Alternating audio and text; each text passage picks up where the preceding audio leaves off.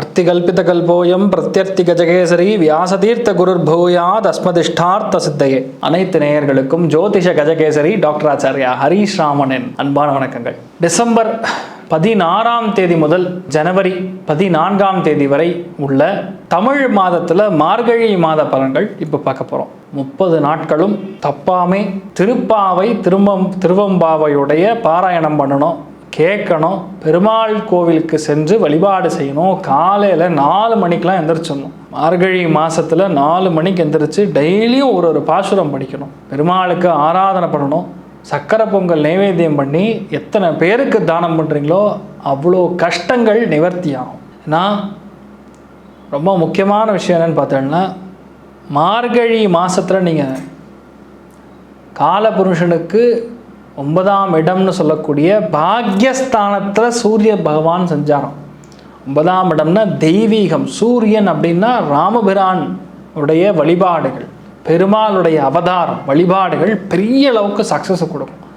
நீங்கள் மார்கழி மாதத்தில் நீங்கள் செய்யக்கூடிய ஆராதனைகள், பிரார்த்தனைகள், திருமஞ்சனங்கள், பெருமாள் வழிபாடுகள் உங்கள் குலத்தை விருத்தி பண்ணும், குல தெய்வத்துடைய சாபங்களை நிவர்த்தி பண்ணும். ஒரு மனுஷனுடைய ஜாதகத்தில் பொதுவாக லக்னத்திலேருந்து 12ஆம் பாவகம் 9ஆம் பாவகம் காலபுருஷனுக்கு 9, 12 இருக்கக்கூடிய அந்த இடங்களில் எந்த கிரகங்கள் இருக்கிறதோ, ஒருவேளை அது கேத்துவுடைய நட்சத்திரங்களாக இருக்கும் பொழுது அந்த தெய்வத்துடைய சாபம் இருக்கிறதுங்கிறது கன்ஃபார்மாக தெரியும்.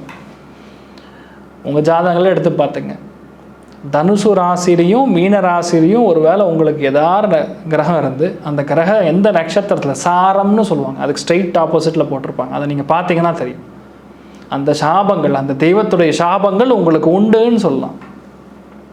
இந்த மாதிரி சாபங்கள்லாம் இருக்கும் பொழுது மார்கழி மாதத்தில் நீங்கள் பண்ணக்கூடிய வழிபாடுகள், ஆராதனைகள் 100% உங்களுக்கு கை கொடுக்கும். குலத்தில் இருக்கக்கூடிய பிரச்சனைகள், குழந்தை பிராலம் எல்லாமே நிவர்த்தி ஆகும். அந்த அளவுக்கு நல்ல விஷயங்கள் நடக்கும். 23ஆம் தேதி டிசம்பர் ஹனுமத் ஜெயந்தி. புத்திர்பலம் யசோ தைரியம் நிர்பயக்துவம் அரோகதா ஜாக்யம் வாக்படத் புஞ்ச ஹனுமத் ஸ்மரணாத் பவேத் அப்படின்னு சொல்லி ஹனுமத் சுவாமிகளை ஆராதனை பண்ணணும். ஹனுமத் ஜெயந்தி அன்னைக்கு கண்டிப்பாக பக்கத்தில் கூடிய 5 ஆஞ்சநேயர் கோவிலுக்கு போய் வழிபாடு பண்ணிட்டு வரணும். வடமாலை முடிஞ்சுன்னா சாத்தலாம், இல்லை வடையை கொண்டு போய் தானமாக பண்ணிட்டு வரலாம். நைவேத்தியம் பண்ணி தானம் பண்ணிங்கன்னா பெரிய மாற்றங்களை கொடுக்கும். ஜனவரி 2ஆம் தேதி இனிய புத்தாண்டு நல்வாழ்த்துக்கள், இனிய ஆங்கில புத்தாண்டு நல்வாழ்த்துக்கள் 2023. இந்த ஆண்டு உங்களுக்கு ரொம்ப பிரம்மாண்டமாக இருக்கட்டும். நீங்கள் மனசில் நினச்ச எல்லா விதமான நல்ல விஷயங்களும், சுபகாரியங்களும், தடைபட்டு போன எல்லா விஷயங்களும் சூப்பராக நடக்கட்டும். இந்த வருஷம் கண்டிப்பாக ஒரு வீடு கட்டணும், கண்டிப்பாக ஒரு குழந்தை பிராப்தம் ஏற்படணும், கண்டிப்பாக திருமணம் நடக்கணும். மனசில் நினச்சக்கூடிய ஆசைகள் எல்லாமே சீக்கிரம் நடப்பதற்கான வாய்ப்புகள் இருக்கட்டும். பகவத் சங்கல்பம் நீங்கள் நல்லா இருக்கணும். தீர்காயுஷ்மான் பவா. 2ஆம் தேதி ஜனவரி முக்கோட்டி ஏகாதசி. முக்கோட்டி ஏகாதசி அன்னைக்கு சஹஸ்ரநாம பாராயணம் பண்ணணும், நிர்ஜல உபவாசம் இருக்கணும். அல்பாகாரம்னு சொல்லக்கூடிய ரொம்ப முடியலன்னா ஒரு ஆப்ஷனே கிடையாது, ஃப்ரூட்ஸ் சாப்பிட்லாம். பெரியவங்களுக்கு, சுகர் பேஷண்ட்டுக்கு, பிபி சுகர் இருக்கக்கூடிய ஆட்களுக்கு. மற்றபடி நீங்கள் முக்காவட்டி ஏகாதசி அன்னைக்கு பெருமாள் வழிபாடு பண்ணுறது பெரிய அளவுக்கு மோட்சத்தை கொடுக்கும்னு சொல்லலாம். ஜனவரி 6ஆம் தேதி ஆருத்ரா தரிசனம். சிவபெருமானுக்கு, நடராஜருக்கு அபிஷேக ஆராதனைகள் பண்ணுறது பெரிய வெற்றியை கொடுக்கும். வாழ்க்கையுடைய சக்கரத்தை அடுத்த லெவலுக்கான முன்னேற்றத்தை கொடுப்பவர் நடராஜர். நடராஜர் வணங்குங்கோ. உடல்நிலை பாதிப்பு, செஸ்ட் கன்ஜஷனு இதெல்லாம் நிவர்த்தி ஆகும். பேசிக்கலாக ஹார்ட் டிசீஸ்லாம் கிளியர் ஆகக்கூடிய வாய்ப்புகள். பொதுவாக சிம்ம ராசி அல்லது சிம்ம லக்னத்தில் இருக்கக்கூடிய கிரகங்கள் எதுவாக இருக்கிறதோ அது சம்பந்தப்பட்ட நோய்கள் தான் உடம்புக்கு பாதிக்கும். நடராஜர் வணங்கும் பொழுது பெரிய மாற்றங்கள் கொடுக்கும் சொல்லுவோம். 14ஆம் தேதி ஜனவரி போகி பண்டிகை. அனைவருக்கும் போகி பண்டிகை நல்வாழ்த்துக்கள். 15ஆம் தேதி அப்படிங்கிறது அடுத்த ஒரு மாதத்துடைய இதில் நம்ம பார்க்கலாம். அட்வான்ஸ் பொங்கல் விஷஸ் இப்போவே நான் சொல்லிடுறேன் உங்களுக்கு. எல்லா விதமான நல்ல விஷயங்கள் நடக்கும். இந்த பொங்கலுக்கு அப்புறம் எல்லாமே நல்ல மாற்றங்களாக இருக்கட்டும் சொல்லுவோம். இப்போ மேஷத்திலிருந்து மீனம் வரை இருக்கக்கூடிய ஒரு ராசி, ஒரு லக்னத்திற்குமான இந்த மார்கழி மாத பலன்களை பார்க்கலாம்.